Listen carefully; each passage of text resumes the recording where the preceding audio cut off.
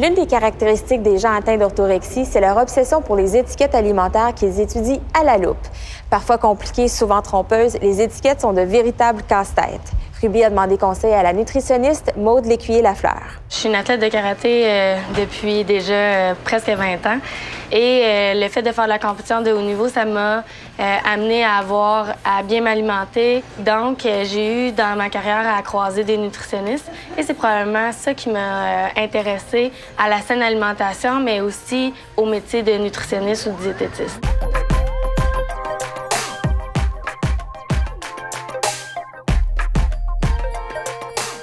Quand on fait son épicerie, on doit évidemment privilégier les aliments qui sont le plus de base possible. Des produits de base, ça ne veut pas dire des produits qu'on n'a pas du tout transformés, mais par exemple, une conserve de tomates plutôt qu'une sauce en sachet va permettre de faire un repas qui va être beaucoup plus santé, qui va avoir une bien meilleure valeur nutritive si on choisit bien le produit. Les aliments qui sont préparés, on doit accorder une attention particulière au tableau de valeur nutritive et à la liste des ingrédients parce qu'un produit qui est préparé va contenir généralement plus de sodium, plus de gras et va être moins intéressant en termes de fibres et de protéines.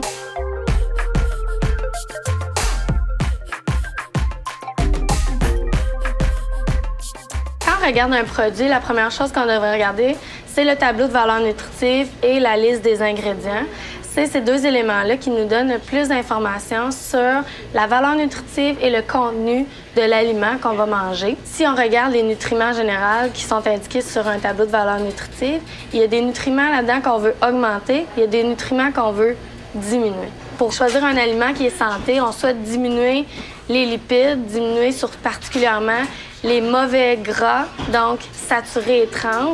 Si on parle de fibres, de vitamines, de minéraux comme le calcium, on souhaite augmenter cet apport-là. Donc, on vient complémenter le tableau de valeur nutritive avec la liste des ingrédients, qui est un bon outil. Il faut par contre faire attention. Il y a beaucoup de noms parfois qu'on peut ne pas connaître qui sont sur la liste des ingrédients. Il faut se méfier, c'est pas parce qu'on ne connaît pas le nom que c'est nécessairement quelque chose qui n'est pas bon pour la santé. Par exemple, acide ascorbique, qui est un agent de conservation, qui est en fait de la vitamine C.